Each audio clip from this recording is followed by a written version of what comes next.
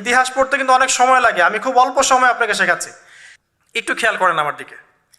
রাসূল সাল্লাল্লাহু আলাইহি ওয়াসাল্লামের ইন্তেকালের পর খলিফা হন আবু বকর সিদ্দিক রাদিয়াল্লাহু আনহু, তারপরে উমর রাদিয়াল্লাহু আনহু, তারপরে উসমান রাদিয়াল্লাহু আনহু। এই উসমান রাদিয়াল্লাহু আনহুর এই সময় থেকে শেষের দিকে একটা সমস্যা সৃষ্টি হয়েছে। কি সমস্যা? উসমান রাদিয়াল্লাহু আনহুকে কিছু বিদ্রোহীরা হত্যা করেছিল। একটু বোঝার চেষ্টা করেন, ইতিহাস পড়তে কিন্তু অনেক সময় লাগে, আমি খুব অল্প সময় আপনাকে শেখাচ্ছি।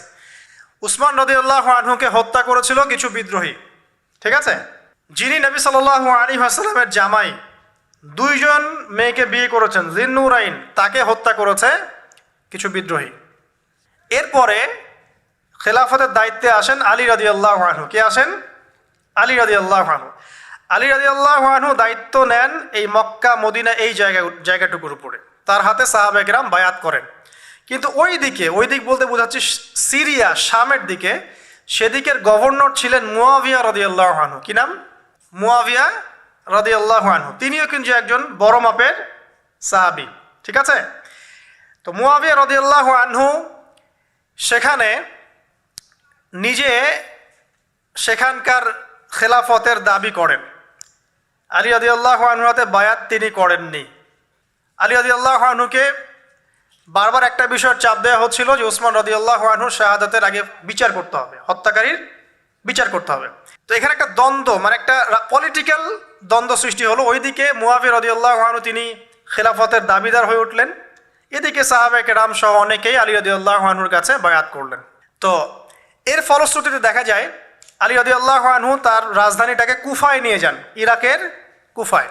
তো ইহুদিদের ইন্ধনের ফলে এক পর্যায়ে দেখা যায় যে আলী রাদিয়াল্লাহু আনহুর এক পক্ষ এবং একদিকে মুয়াবিয়া রাদিয়াল্লাহু আনহুর এক পক্ষ, তারা একটা মানে অনাকাঙ্ক্ষিত যুদ্ধের দিকে চলে যান, ঠিক আছে? এই যুদ্ধটাকে বলা হয় সিফফিনের যুদ্ধ। কিসের যুদ্ধ? সিফফিনের যুদ্ধ। এটা সংঘটিত হয়েছে 37 হিজরিতে। কত হিজরি? 37। এর আগের বছর আবার উটের যুদ্ধ হয়েছে, জঙ্গে জামাল। তার পরের বছর এই সিফফিনের যুদ্ধ। সিফফিনের যুদ্ধে আলী রাদিয়াল্লাহু আনহু বিজয় লাভ করেই ফেলেছিলেন। এই সময় মুয়াবিয়া রাদিয়াল্লাহু আনহুর দলের মধ্যে আমর ইবনে আস রাদিয়াল্লাহু আনহু তিনি বলছেন যে কোরআন ফয়সালা করবে। কোরআন ফয়সালা করবে, এটাকে কেন্দ্র করে একটা তৃতীয় পক্ষ নির্ধারণ করা হয়, যেটাকে আমরা সালেস বলি। যে মুয়াবিয়া রাদিয়াল্লাহু আনহুর পক্ষে একজন, তার নাম আমর ইবনে আস রাদিয়াল্লাহু আনহু, এবং আলী রাদিয়াল্লাহু আনহুর পক্ষে একজন, তার নাম হচ্ছে আবু মুসা আশআরী রাদিয়াল্লাহু আনহু। তারা গিয়ে একটা তৃতীয় পক্ষ করে মীমাংসা করতে চাচ্ছেন যে আমরা কেউ যুদ্ধ চাই না, আমরা ভাই ভাই, আমরা সবাই মুসলিম উম্মার ঐক্যের খাতিরে এখানে একটা সলিউশনে আসব। তো সলিউশনে একটা আশা হচ্ছিল যে ঠিক আছে উভয়েই পদত্যাগ করবে, নতুন খলিফা নেওয়া হবে, ঠিক আছে? তো এরকম একটা কথা চলছিল। কিন্তু মুয়াবিয়া রাদিয়াল্লাহু আনহু তিনি তার যে মানে দাবি, এটা ছাড়তে চাচ্ছেন না। এইদিকে আলী রাদিয়াল্লাহু আনহু দলের মধ্যে কিছু মানুষ, প্রায় 12,000, তারা এই দল থেকে বের হয়ে গেল যে আমরা আলীকেও মানি না রাদিয়াল্লাহু আনহু, মুয়াবিয়াকেও মানি না রাদিয়াল্লাহু আনহু, এই আমর ইবনে আসকেও মানি না রাদিয়াল্লাহু আনহু, এবং এই আবু মুসা আশআরী তাকেও মানি না, আমরা কাউকেই মানি না। এবং এদেরকে বলা হয় খারেজি। কি বলা হয়? খারেজি। তারা এইখান থেকে দল থেকে বের হয়ে গেলেন। শুধু তাই না, তারা ফতোয়াও দিল যে আলী এবং মুয়াবিয়া এবং আমর ইবনে আস, আবু মুসা আশআরী সবাই কাফের, নাউজুবিল্লাহ। কারণ কি? কারণ হচ্ছে তারা আল্লাহর কিতাব, আল্লাহর বিধান দ্বারা বিচার ফয়সালা করছে না, মানুষের মত তারা গ্রহণ করছে। মানে ওদের উদ্ভট যুক্তি আর কি, তারা আল্লাহর কিতাব দিয়ে ফয়সালা করছে না, বরং মানুষের রায় গ্রহণ করছে। এটা একটা খোরা যুক্তি ছিল। তো আলী রাদিয়াল্লাহু আনহু এদেরকে দমন করলেন। নহরওয়ান নামক জায়গায় তাদের সাথে যুদ্ধ হলো, এবং এই যুদ্ধে আলী রাদিয়াল্লাহু আনহু জয়লাভ করলেন। সিফফিনের যুদ্ধটা হয়ে গেল। এখন দেখেন দুইটা পক্ষ পাচ্ছেন আপনি এখানে, আলী রাদিয়াল্লাহু আনহু একটা পক্ষ, একটা কার? মুয়াবিয়া রাদিয়াল্লাহু আনহুর পক্ষ। এখন এই যে খারেজিরা বের হয়ে গেল, এখন তো দেখা যায় যে কিছু কিছু শব্দ বললে মানুষ খারেজি ট্যাগ দিয়ে দেয় না? দেখেন এই খারেজি আকিদার সাথে কিন্তু আসলে পলিটিক্যাল সমালোচনার কোনো সম্পর্ক নেই। যদি খারেজি আকিদার সাথে পলিটিক্যাল সমালোচনার সম্পর্ক থাকতো তাহলে তো মুয়াবিয়া রাদিয়াল্লাহু আনহু এবং তার অনুসারীদেরকেও খারেজি বলতো। আলী রাদিয়াল্লাহু আনহুর খেলাফত এটা মানছেন না, কথা বুঝতে পারছেন? পলিটিক্যাল দ্বন্দ্বের সাথে, পলিটিক্যাল সমালোচনার সাথে কিন্তু খারেজি বা খাওয়ারিজম মতবাদটা আসলে জড়িত না। এটা কার সাথে জড়িত? ওই যে একদিন বলেছিলাম, খারেজিরা মনে করে কবিরা গুনাহ করলে কোনো ব্যক্তি কী হয়ে যায়? কাফের হয়ে যায়। খারেজিদের আকীদা হচ্ছে কবিরা গুনাহ করলে কোনো ব্যক্তি কাফের হয়ে যায়। এই আকীদাটার নাম খারেজি আকীদা। এটা কি বাংলাদেশে মুসলিমরা লালন করে? কোনো আলেম, কোনো বক্তা, কোনো মুফাসসির, কোনো মুহাদ্দিস আপনাদেরকে বলছে কখনো এই দেশের মাটিতে যে কবিরা গুনাহ করেছে এরা এদেরকে মেরে ফেলো? বলেছে? কিন্তু আপনি কিছু হক কথা বললে আপনাকে ট্যাগটা খেতে হয়। তা আসলে এই যারা এই ধরনের মানে ওই যে বলেছে একদিন খারেজি ম্যানুফ্যাকচার্ড কোম্পানির সাথে সদস্য, এরা ভাঙাচোরা ইস্যু পেলেই কাউকে খারেজি ট্যাগ দিয়ে দেয়। আসলে মূল বিষয় এরা নিজেরাই খারিজ হয়ে যাচ্ছে দিন দিন, অন্যকে খারিজ করতে করতে নিজেরাই খারিজ হয়ে যাচ্ছে। এখানে দেখেন মুআবিয়া রাদিয়াল্লাহু আনহু এক পক্ষে, আলী রাদিয়াল্লাহু আনহু আর এক পক্ষে, ব্যাটেল, যুদ্ধ হয়ে গেল, সিফিনের যুদ্ধ হয়ে গেল, 3 দিন যুদ্ধ হয়েছে। ওই যুদ্ধে কি মানুষ মারা যায় নাই? মারা যায় নাই? মারা গেছে। তো আলী রাদিয়াল্লাহু আনহু তো বলেননি যে ওরা খারেজি। কারা খারেজি তাহলে? যারা এই যে 12,000 সৈন্যের মধ্য থেকে বের হয়ে গেল এবং সবাইকে কাফের ফতোয়া দিল যে আলীও কাফের, মুআবিয়া কাফের, আমর ইবনে আসও কাফের, নাউজুবিল্লাহ, আর এই যে আবু মুসা আশআরী তারাও কাফের। একটু বোঝেন। এরপর তারা যখন বের হয়ে গেল, আলী রাদিয়াল্লাহু আনহু তাদেরকে হত্যা করলেন, তাদের সাথে যুদ্ধ করলেন। কিন্তু এদের কিছু কিছু মানুষ বেঁচে ছিল। এরা একটা প্ল্যান করলো। কি প্ল্যান করলো? যে আমরা চোরাগুপ্তা হামলা চালিয়ে এই 4 জনের সবাইকে হত্যা করে ফেলবো। কথা বুঝতে পারছেন? 4 জন একই দিনে প্ল্যান করলো। রমজান মাসের 17 তারিখ। কত তারিখ? রমজান মাসের 17 তারিখ। ওইটা সম্ভবত 40 হিজরি। কত হিজরি? সিফিনের যুদ্ধ হচ্ছে 37 হিজরিতে, এটা হচ্ছে কত হিজরি? 40, 3 বছর পর এরা প্ল্যান করলো। এখনকার ওই যে পশ্চিমা গোলকধাঁধায় পড়া কিছু মানুষ যারা কিছু জঙ্গি সংগঠনের নাম লেখায় প্ল্যান করে যে হঠাৎ সুইসাইড বোম মারবো, আছে না? এরকম একটা প্ল্যান করলো যে আমরা প্ল্যান করলাম এই 4 জনকে আমরা একদিনে উড়িয়ে দেবো, মেরে দেবো। এবং সেই প্ল্যান মোতাবেক তারা কাজ করলো। কাজ করে ঘাপটি মেরে বসে থাকলো। আলী রাদিয়াল্লাহু আনহু ফজরের নামাজে যাচ্ছেন, আব্দুর রহমান বিন মুলজিম নামে এক ব্যক্তি আলী রাদিয়াল্লাহু আনহুকে পুরো তরোয়াল দিয়ে আঘাত করে হত্যা করে ফেলল। ইন্না লিল্লাহি ওয়া ইন্না ইলাইহি রাজিউন। কাকে হত্যা করলো? নবী সাল্লাল্লাহু আলাইহি ওয়াসাল্লামের মেয়ের জামাইকে। চিন্তা করতে পারেন? যিনি প্রতিটা যুদ্ধে নবী সাল্লাল্লাহু আলাইহি ওয়াসাল্লামের সাথে ছিলেন, তাকে বলল যে সে কাফের হয়ে গেছে। আর যে হত্যা করেছে আব্দুর রহমান বিন মুলজিম, সে হত্যা করার পরে আল্লাহ শুকরিয়া আদায় করেছে, নাউজুবিল্লাহ। সে বলেছিল যে আমি আল্লাহ শুকরিয়া আদায় করছি যে আল্লাহ আমার হাতে একজন পথভ্রষ্ট মানুষকে মারলেন, নাউজুবিল্লাহ। চিন্তা করতে পারেন? ওইদিকে মুআবিয়া রাদিয়াল্লাহু আনহুকে মারার প্ল্যান করা হয়েছে সিরিয়ায়, কিন্তু উনি ওই দিন ফজরের নামাজে যান নাই, যেতে পারেন না, অসুস্থ ছিলেন। উনি গিয়েছেন, উনাকে আঘাত করা হয়েছে, কিন্তু আঘাতটা তার মানে শরীরের সেই জায়গায় লাগে নাই যেখানে লাগলে তিনি মারা যেতে পারতেন। তিনি আহত হয়েছেন, পরবর্তীতে চিকিৎসা করে সুস্থ হয়ে গেছেন। আর এদিকে আমর ইবনে আস এবং আব্দুর রহমান আবু মুসা আশআরী, তাদের উপরে হামলা হয়েছে। আমর ইবনে আসের জায়গায় আরেকজন সাহাবী গিয়েছেন নামাজ পড়তে, তিনি ডেড। মানে তাদের উদ্দেশ্য সফল হয়েছে এই জায়গায় যে আলী রাদিয়াল্লাহু আনহুকে হত্যা করা হয়েছে। তো এখন আলী রাদিয়াল্লাহু আনহু যখন নিহত হয়ে গেলেন, তাহলে কে থাকলো এখন? মুআবিয়া রাদিয়াল্লাহু আনহু। আচ্ছা, আলী রাদিয়াল্লাহু আনহু চলে যাওয়ার পরে তার সন্তান হাসান রাদিয়াল্লাহু আনহু, কি নাম? হাসান রাদিয়াল্লাহু আনহুর হাতে সাহাবায়ে কেরামের অনেকেই বায়াত করলেন, মানে তাকে খেলাফতের দায়িত্ব দিলেন। তো এবং তিনিও কুফায়, রাজধানী, এখানে তিনি আছেন, এবং কুফাবাসী তাকে মানে প্রলুব্ধ করছে কিছু কিছু মানুষ যে আপনার উচিত মুআবিয়া রাদিয়াল্লাহু আনহুর সাথে যুদ্ধ করা, ঠিক আছে? কিন্তু হাসান রাদিয়াল্লাহু আনহু সেই কাজটা করলেন না। তিনি বলেন না, আমি মুসলিমদের মধ্যে দ্বন্দ্ব চাই না, বরং আল্লাহর নবী একটা ভবিষ্যৎবাণী করেছিলেন সাল্লাল্লাহু আলাইহি ওয়াসাল্লাম যে আমার এই নাতি হাসান মুসলিমদের বড় ফিতনার সমাধান করে দিবে। সুবহানাল্লাহ। কথা বুঝতে পারছেন? তো হাসান রাদিয়াল্লাহু আনহু তখন কি করলেন? নিজে তার যে এই যে দায়িত্ব, খেলাফতের দায়িত্ব, তিনি মুআবিয়া রাদিয়াল্লাহু আনহুর হাতে ছেড়ে দিলেন। সুবহানাল্লাহ। তিনি নিজে পদত্যাগ করলেন। ঠিক আছে, আমার ক্ষমতার দরকার নাই, মুসলিমরা আপোষে মারামারি কাটাকাটি থেকে রক্ষা পাক। কিছু শর্ত ছিল ওই চুক্তির মধ্যে, যে মুআবিয়া রাদিয়াল্লাহু আনহু যে কাজই করবেন সুরাভিত্তিক করতে হবে, হ্যাঁ, আহলে বাইতদেরকে সম্মান করতে হবে, ভাতা নির্ধারণ করতে হবে, এরকম কিছু শর্ত ছিল। ঠিক আছে? তো মুআবিয়া রাদিয়াল্লাহু আনহু মেনে নিলেন। এবার কিন্তু সারা মুসলিম জাহানের কে খলিফা হলেন? কি নাম বলেন? মুআবিয়া রাদিয়াল্লাহু আনহু। এবং এরপর তিনি একাধারে 20 বছর খেলাফতের দায়িত্ব পালন করেছেন। কত বছর? 20 বছর। 40 হিজরিতে এই যে আলী রাদিয়াল্লাহু আনহু মারা যান, আর 20 বছর খেলাফতের দায়িত্ব পালন করেন কে? মুয়াবিয়া রাদিয়াল্লাহু আনহু। এবং এই সময় মুসলিমরা অনেক উন্নতি করেছে। এই সময় 1700টার মতো নৌ জাহাজ ছিল মুসলিমদের। সাইপ্রাস দ্বীপ থেকে শুরু করে পর্তুগাল থেকে শুরু করে চায়না, এদিকে আফ্রিকা থেকে শুরু করে পুরাই যে ভারতবর্ষ সবই মুসলিমদের। চিন্তা করতে পারেন, পুরো বিশাল অর্ধবিশ্বের চেয়ে বড় জায়গায় শুধুমাত্র মুসলিমদের, এবং তিনি ওটাকে শাসন করছেন। কে শাসন করছেন? মুয়াবিয়া রাদিয়াল্লাহু আনহু। ঠিক আছে, এবার টার্নিং পয়েন্ট। এবার মুয়াবিয়া রাদিয়াল্লাহু আনহু ইন্তেকাল করলেন 60 হিজরিতে। ঠিক আছে, আর এদিকে হাসান রাদিয়াল্লাহু আনহু ইন্তেকাল করেছিলেন 49 হিজরিতে। ইন্তেকালের সময় তিনি তার পরবর্তী দায়িত্বশীল নির্ধারণ করে গেলেন বা নিয়োগ করে গেলেন তার পুত্র ইয়েজিদকে। কাকে? ইয়েজিদকে। এই জায়গাটাতে সাহাবায়ে কেরাম রাদিয়াল্লাহু আনহুমের অনেকেই মানেন নাই, কারণ তখন তার চেয়েও যোগ্য মানুষ সমাজে ছিল।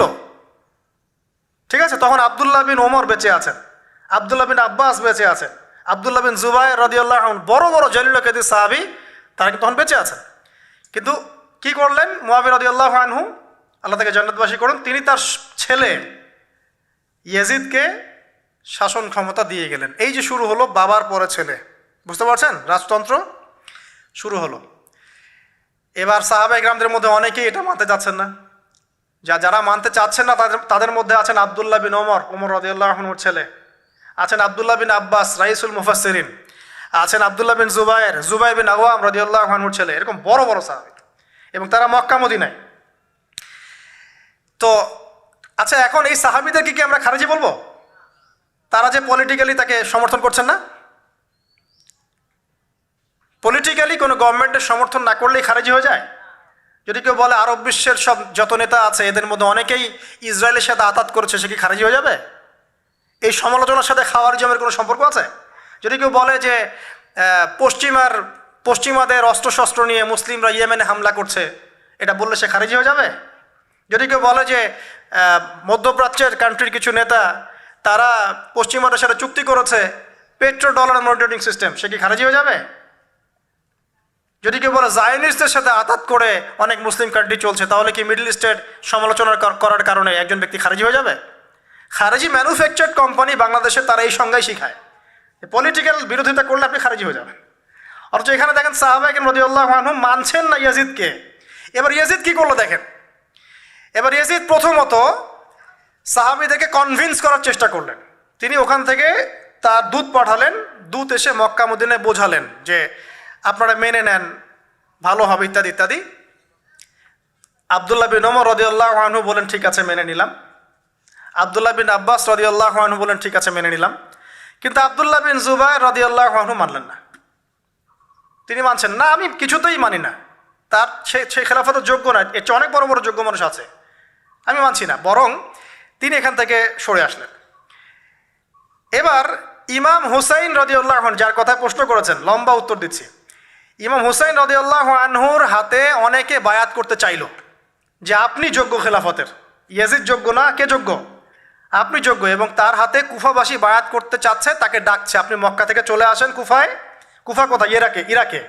আপনি মক্কা থেকে কুফায় চলে আসেন, আমরা আপনার হাতে বায়াত করব।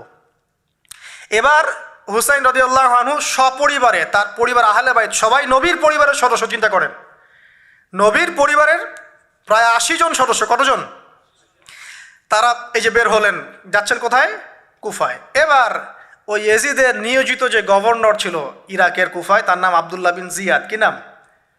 আব্দুল্লাহ বিন জিয়াদ। আব্দুল্লাহ বিন জিয়াদ সে একটা সেনাবাহিনী পাঠালো। সেনাবাহিনীতে সদস্য ছিল 4000। কতজন? 4000। এই 4000 সেনাবাহিনী নিয়ে আব্দুল্লাহ বিন জিয়াদের যে কমান্ডার, তার নাম সম্ভবত আমের বিন, প্রথমে আমের বা ওমর আছে, উমর বিন সাদ বা এরকম কিছু একটা, সে আহলে বাইতদেরকে ঘিরে ফেললো। কাকে ঘিরে ফেললো? ইমাম হুসাইন রাদিয়াল্লাহু আনহু, তার ছোট ছোট বাচ্চা কাচ্চা, তার স্ত্রী সন্তান এবং আহলে বাইতের সদস্য যারা। আহলে বাইত মানে বোঝেন তো, নবীর পরিবারের সদস্য। এবার হুসাইন রাদিয়াল্লাহু আনহু যুদ্ধ চাচ্ছেন না, তিনি বলছেন যে আমাকে 3টার যে কোনো একটা পথ বেছে নিতে দাও, আমি তোমাদের সাথে যুদ্ধ করতে চাই না। 1 নাম্বার, আমাকে সরাসরি ইয়াজিদের সাথে সাক্ষাৎ করতে দাও, আমি ওর সাথে কথা বলে সলভ করব প্রবলেম কি।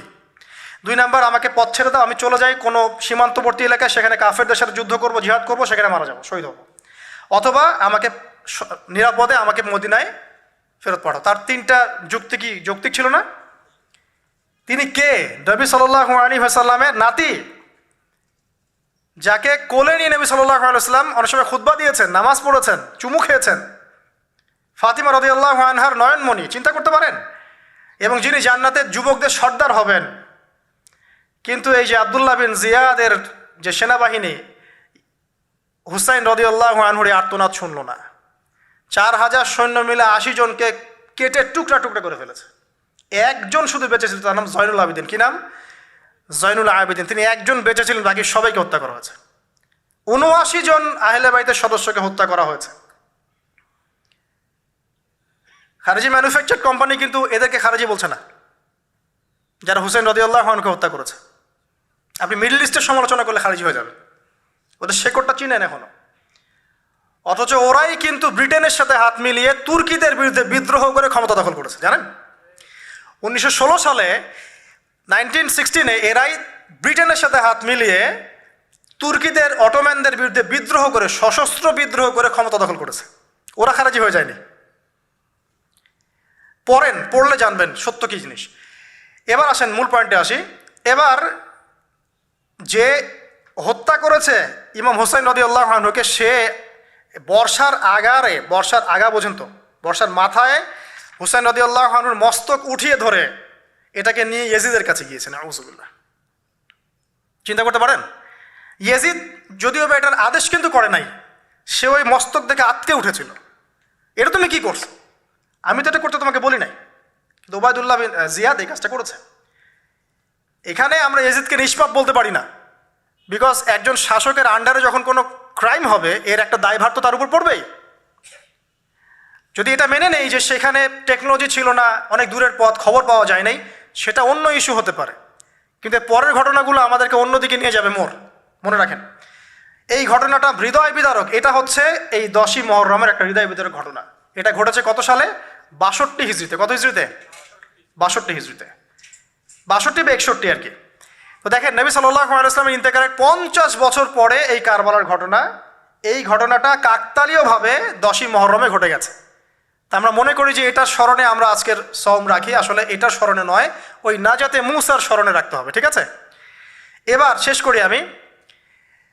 এই ঘটনার পরিপ্রেক্ষিতে ইয়েজিদের বিরুদ্ধে মক্কা মদিনার প্রায় সব মানুষ প্রচণ্ড ক্ষেপে গেল।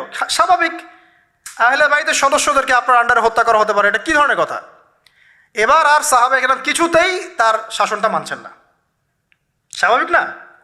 স্বাভাবিক। এবার ইয়েজিদ কি করলো? আমি এই জায়গায় বলি যে সে যদি ওই ভুল থেকে শিক্ষা নিত, সে যদি এই ভুলটা থেকে শিক্ষা নিত, পরের কাজগুলো সে করতো না কখনোই। সে ভুলটা থেকে শিক্ষা নেয়নি, বরং সে 63 হিজরিতে, ঠিক তার পরের বছর বা 2 বছর পর, যদি 61 হিজরি ধরি, এটা 63 হিজরি, 2 বছর পর সে আর একটা টিম পাঠালো মদিনায়, মদিনার মানুষদেরকে কনভিন্স করার জন্য যে আমার আনুগত্য করতেই হবে। এবার মদিনার মানুষ যারা ছিল, এরা কিছুতেই তার আনুগত্য মানল না। এবার সে যাকে পাঠিয়েছে তার নাম মুসলিম বিন উকবা। মুসলিম বিন উকবাকে তিনি পাঠালেন, মদিনাবাসীকে কন্ট্রোল করো, তারা তো আমার নিয়ন্ত্রণের বাইরে। এবার মদিনাবাসী তার কথা শুনছে না, তার কথা মানছেও না। তো 61 হিজরির এই হৃদয় বিদারক ঘটনার পরে 2 বছর পরে 63 হিজরিতে ইয়াজিদ পাঠালেন মুসলিম বিন উকবাকে প্রায় 10,000 সৈন্য দিয়ে। কত হাজার? প্রায় 10,000 সৈন্য দিয়ে পাঠালেন মদিনাবাসীকে কন্ট্রোল করার জন্য।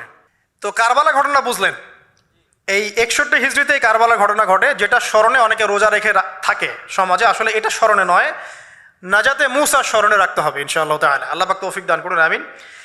এরপর মদিনাবাসী আর মক্কাবাসী এই যে ইয়াজিদের বিরুদ্ধে খেপে গেল, তারা কিছুতে তার আনুগত্য মানবে না, কিন্তু ইয়াজিদ চাপ প্রয়োগ করতে লাগলো।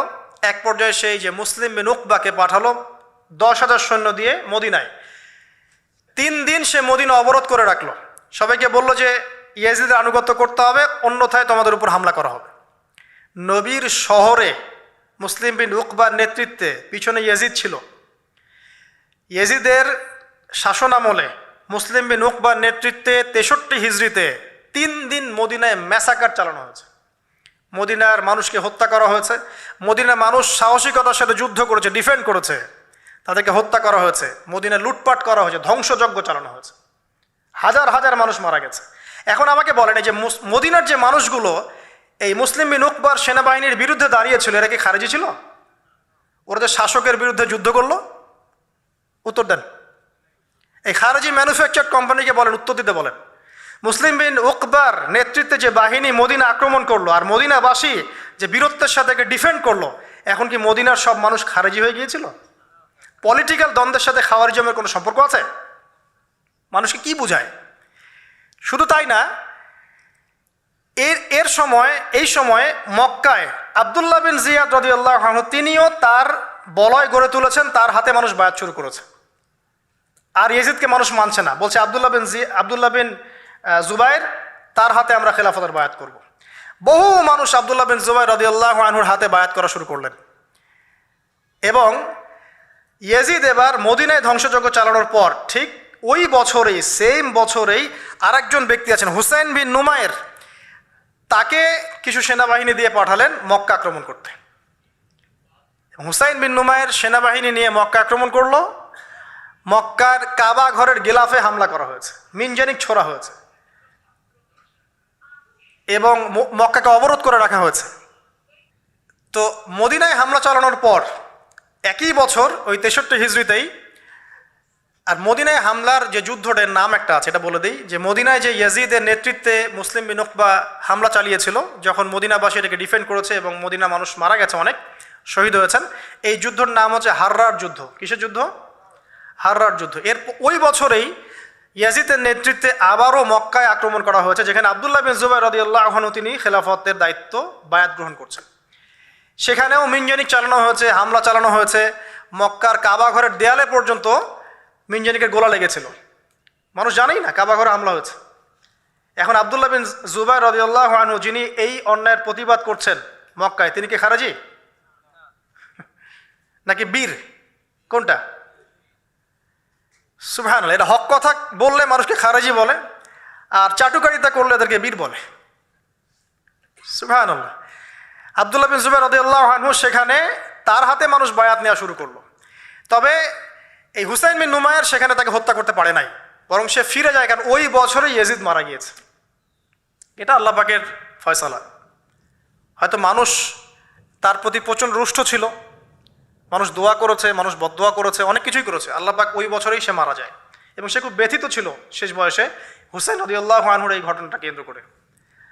আমরা দোয়া করি আল্লাহ পাক, যদি আল্লাহ পাক তার নিজ দয়ায় তাকে মাফ করতে পারেন, কোনো সুযোগ থাকে, আল্লাহ পাক তাকে মাফ করতে পারেন। তো আমরা পলিটিক্যালি এই ঘটনাগুলো সমালোচনা করতে পারি।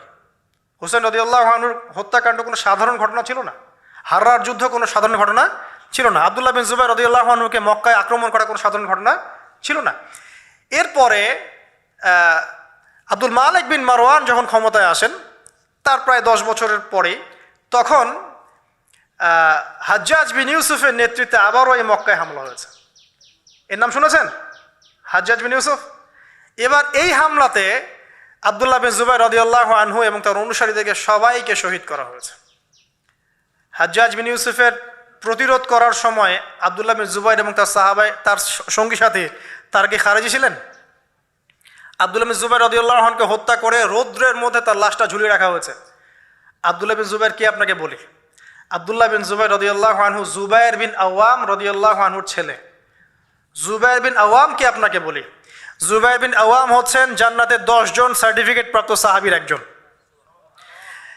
আব্দুল্লাহ বিন জুবাইর আসমা বিনতে আবু বকর রাদিয়াল্লাহু আনহুর সন্তান। আসমা বিনতে আবু বকরকে আপনাকে জানাই, আসমা বিনতে আবু বকর হচ্ছেন আবু বকর সিদ্দিক রাদিয়াল্লাহু আনহুর মেয়ে। জুবাইর বিন আওয়াম এবং আসমা বিন আবু বকর রাদিয়াল্লাহু আনহু, তাদের সন্তান হচ্ছেন আব্দুল্লাহ বিন জুবাইর রাদিয়াল্লাহু আনহু, যাকে এভাবে হাজ্জাজ বিন ইউসুফের সময় হত্যা করা হয়েছে মক্কায়। এই যে ঘটনাগুলো আপনারা শুনুন। এরপরে যদিও বা পরিস্থিতি ঠান্ডা হয়ে যায় আস্তে আস্তে, এবং আব্দুল মালিক বিন মারওয়ানের সময় তিনিও প্রায় 20 বা 22 বছর ক্ষমতা কাটান, এবং ওই সময় মুসলিমরা এই যে সিন্ধু প্রদেশ জয়, ওইদিকে তারেক বিন জিয়াদের স্পেন জয়, এদিকে আপনার এই যে আমাদের ভারতবর্ষ জয়, এগুলো ওই সময় ঘটেছে। ঠিক আছে, ওইদিকে আমরা যাচ্ছি না। মূল যে জায়গাটা আপনাদেরকে আজকে বলতে চাচ্ছি সেটা হলো এই যে প্রথমত কারবালার বিয়োগান্তক ঘটনার সাথে এই 10ই মুহররমের সওমের কোনো সম্পর্ক নাই। এটা না যাতে মুসার সাথে সম্পৃক্ত, তবে এই হিস্ট্রিটা আপনার জানা থাকা উচিত, কিভাবে আবু বকর সিদ্দিক রাদিয়াল্লাহু আনহু থেকে এই আব্দুল্লাহ বিন জুবাইর রাদিয়াল্লাহু আনহু শাহাদাত পর্যন্ত ঘটনাগুলো ঘটলো। আল্লাহ পাক আমাদের সবাইকে এই ঘটনাগুলো থেকে শিক্ষা নেওয়ার তৌফিক দান করুন।